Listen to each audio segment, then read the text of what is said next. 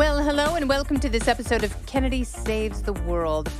There is one grandmother who is saving college students from their ineptitude. Her name is Tammy Kumin, and she has a business called Concierge Service for Students, and she acts as a mom away from home. So kids who go off to college or boarding school, she does their laundry, she cooks for them, she makes appointments, she runs errands. So, basically kids will never have to think for themselves, which is fine because some people are incapable of that. She charges $10,000 an academic year per student. So this is a phenomenal side hustle. I would be so good at this job. I would absolutely love to do that. I would have so much fun like making dinners and delivering food and racking up points with richy rich kids who at some point would repay me with a private jet or a lovely yacht.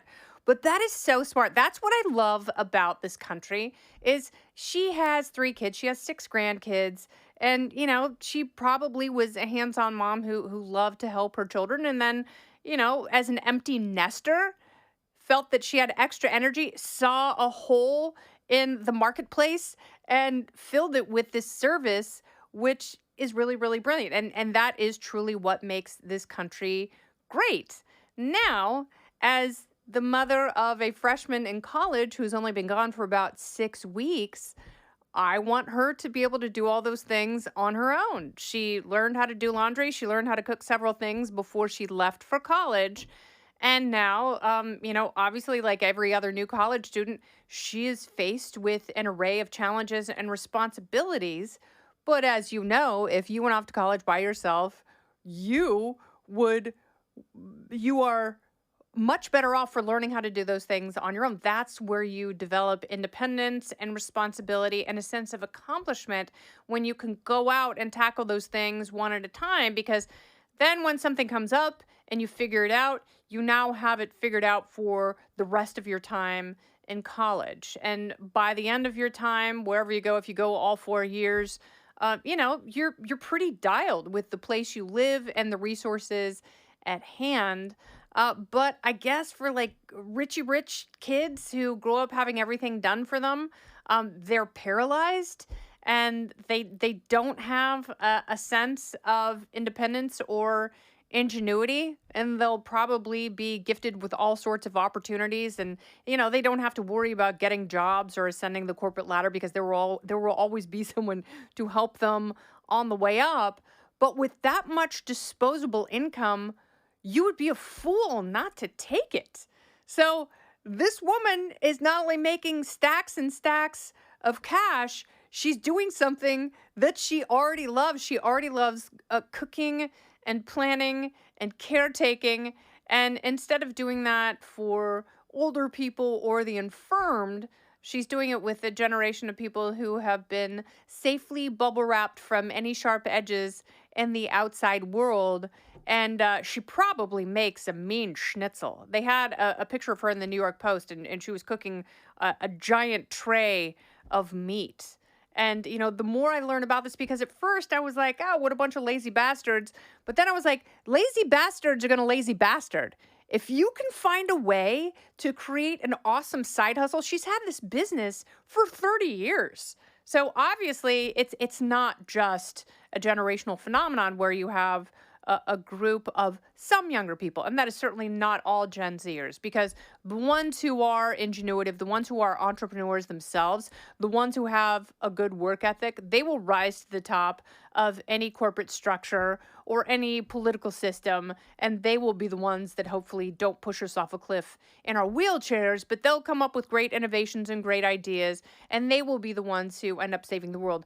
The rest of the lazy asses in their generation will have their noses wiped by people like Tammy, who will laugh all the way to the bank because, she's engendering goodwill.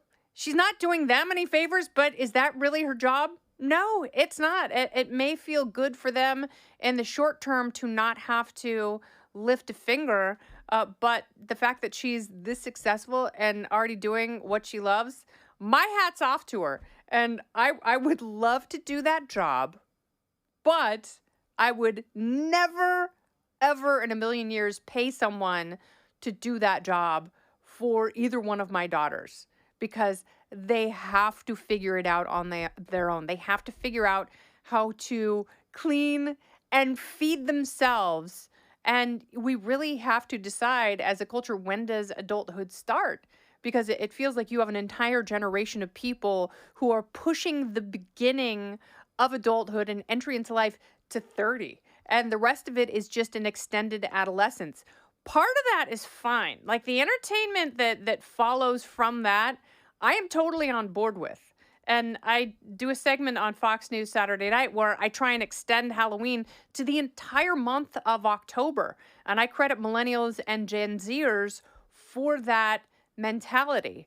But if you're going to play hard, if you're going to have fun, if you're going to enjoy the retro spoils of your childhood, you have to work hard as well. And, you know, we have to draw a firm line.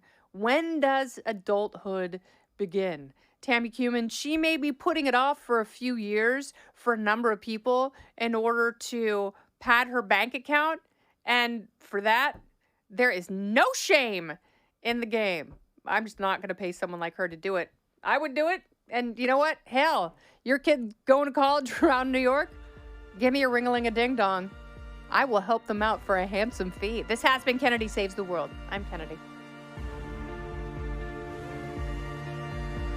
Listen ad-free with a Fox News Podcast Plus subscription on Apple Podcasts, and Amazon Prime members can listen to this show ad-free on the Amazon Music app. Oh, go ahead and leave me a review while you're there. I'd love to hear what you have to say. You've been listening to Kennedy Saves the World on the Fox News Podcast Network.